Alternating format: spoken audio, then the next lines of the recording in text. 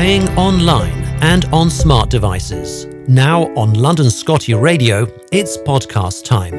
I'm George Matlock.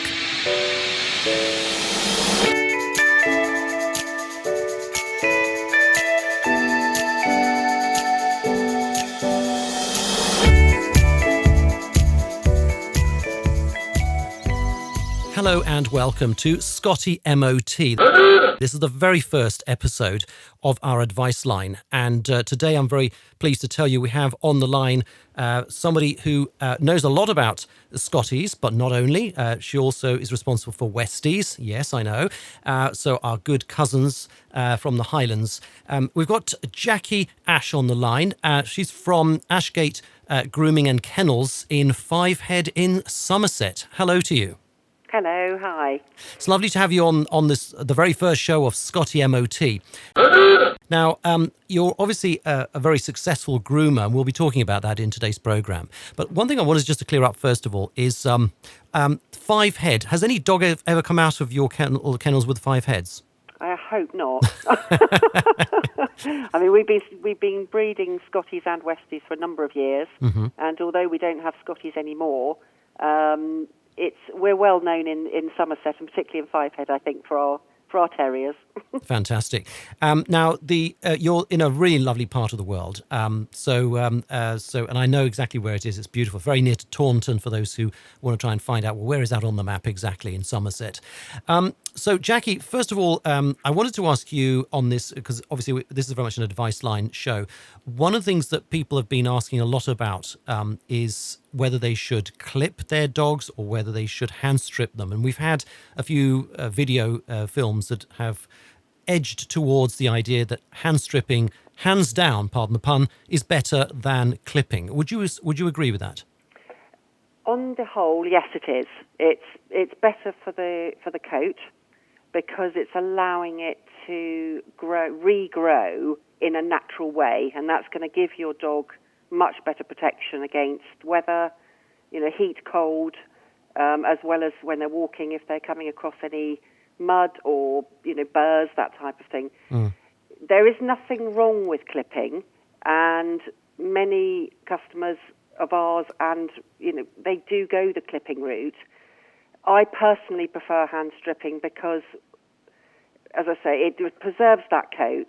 It's what naturally the Scottie coat should be doing. But it's also, from an owner's point of view, you would have to go every 6 to 8 weeks to have a clip. Your dog is also going to be bathed, which is going to change the coat texture completely. You're also going to, by clipping, build up a very, very thick undercoat, which isn't particularly good when we're living in central heated houses. It's, you are pushing towards, shall we say, not assisting them with any skin conditions. Okay. Now, with clipping, you're saying every 6 to 8 weeks you'd have to take them in for grooming. Yes. With hand stripping, how long between visits? It depends on the coat, but here we recommend 3 to 4 months. Big difference, and I suspect a big difference as well budget-wise. I'm sure it works out cheaper to hand strip, does it, than clip? Yes, it does. I mean, there are less and less people, unfortunately, less and less groomers doing hand stripping because it isn't as commercially viable as perhaps clipping is. It takes a lot longer. You have to have a lot more skill and training to do it. But I think even if you end up paying more for your hand stripping, then budget-wise, I think it is worth it, and I think you'll have less vet bills. Okay, and tell us if you would. So at the moment, hand stripping, you're saying fewer hands doing it, fewer places you can take your dogs. Yes. How has this particularly been impacted by the pandemic in the last year? I think it has been impacted because during our lockdown, we had a great number of people buying puppies. And unfortunately, a lot of puppies were being bought that were what at the moment is commonly called designer dogs, our cockapoos and our labradoodles. There's nothing at all wrong with those breeds, but they are very, very popular, and they are always clipped. They're always on a 4 to 6 week cycle, and therefore for groomers, it's very, very good bread and butter money.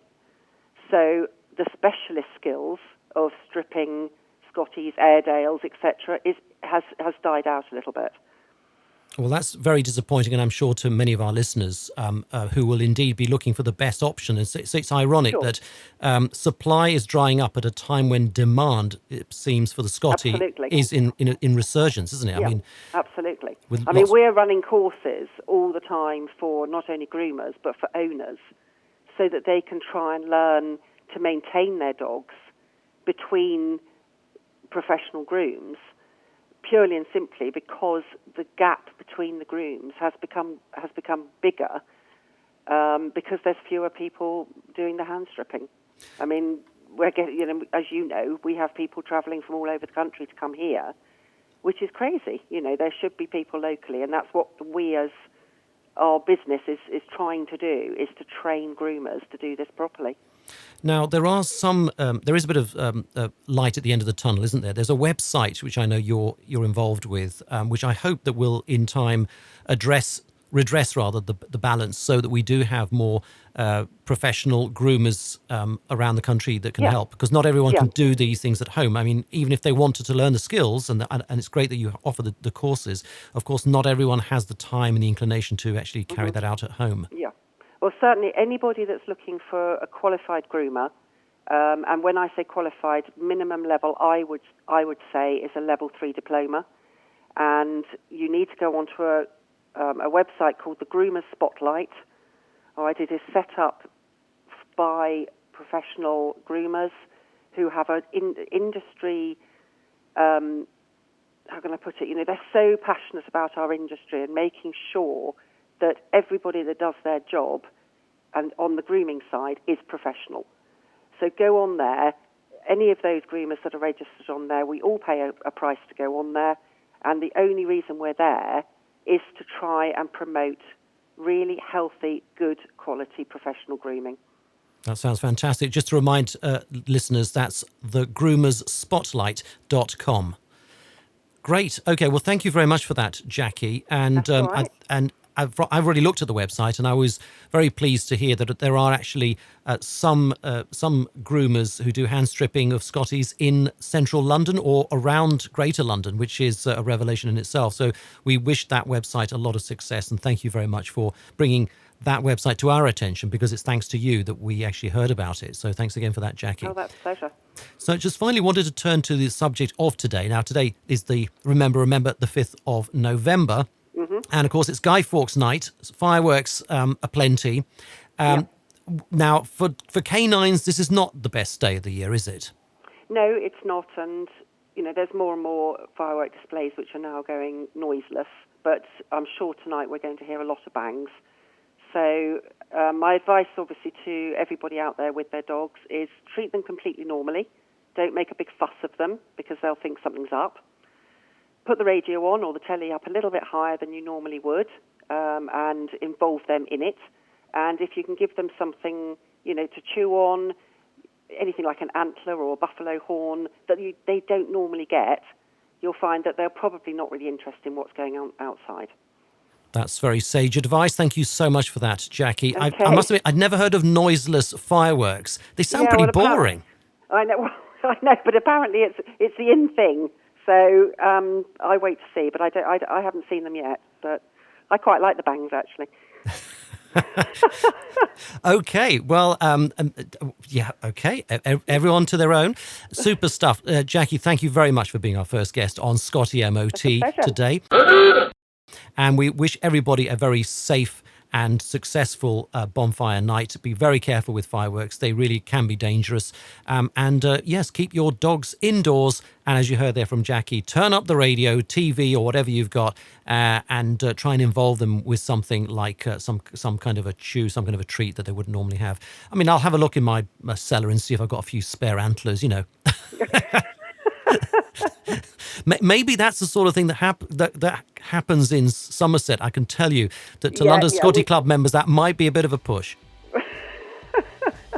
Yes, well, maybe it is a Somerset thing. I don't know. But anyway. Thank you very much for joining us. Have a great day and enjoy Bonfire Night. Thank you. Thanks for listening to London Scotty Radio. This and all our podcasts are available online at londonscotty.club. If you liked it, be sure to subscribe to us from your favourite podcast player app. Also visit us on YouTube for fun videos. And if you have a Scottish Terrier in London or nearby, be sure to join us.